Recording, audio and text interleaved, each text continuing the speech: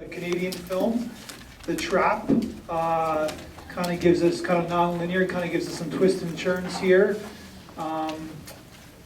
Female power. She outsmarted the smart guy, so basically, who was also a douchebag. Any first comment to make about The Trap?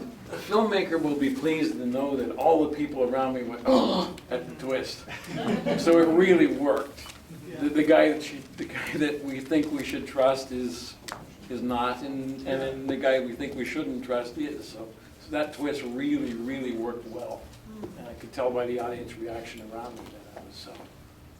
Yeah, well, it's the twist of the male character role, right? Like that gentleman usually is the nice guy at the bar, and then the handsome guy with the beard is usually the killer, right? So it turned out to be, well, he's a killer, but it turns out to be he's the good killer. Absolutely loved it. It was intriguing and interesting and twisting and not really knowing exactly where it was going. And I said to Krista when they were driving in the car, to go back to her motel, I said, he's the real killer, right? And it turned out to be that's exactly who he was supposed to be. Okay. I honestly did. And it made sense towards the end where she was packing up all that money in individual packages or so, because she actually paid the guy at the bar that killed the big guy, right? The storyline I found to be very interesting and intriguing and kept my interest.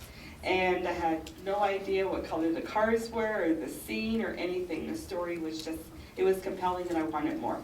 Oh, great. That's the best thing in filmmaker. And it's also, too, it's like what makes a great film is that, especially in this kind of genre, is that you want to know what happens next. You care about what's going to happen next. And they did a little 5-second little teaser of the guy at the bar, kind of like doing the exchange, and then we just kind of almost a throwaway scene, and then it turns, that's the twist, right? Like they gave us a little bit of teaser, not too much, but just enough. So basically it kind of works out for a nice little 15-minute short. The film was very well done, like everything went great, the nice twist at the end. I was just confused over the plot, like if she was planning to have her husband or her lover killed, she could have just done that without waiting for the killer to come and find her first, right?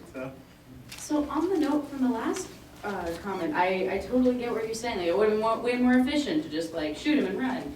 But I kind of liked the idea that she got him with his own medicine.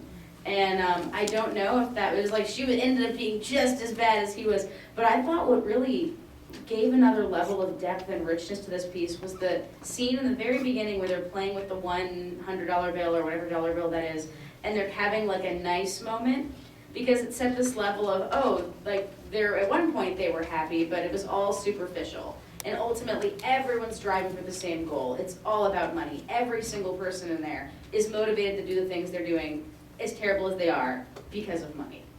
But I liked that she got him back with his own medicine. That tied it all up. And that's Sweet Revenge. Yeah, no, I love the ending because it was so unnecessary how she ended it. But it felt so kind of like the whole thing was very superficial and very like, it felt very theatrical how she ended it. So I thought it was necessary. I kind of felt bad for her in the beginning. Like it felt like she was just a prototypical bimbo, right?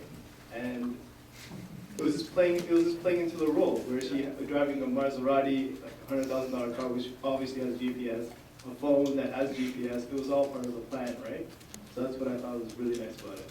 Yeah, well, that's the twist of the film. They're all kind of conventional characters that kind of like do something the opposite of what we're used to in the conventional characters. So yeah, that's what worked about the film.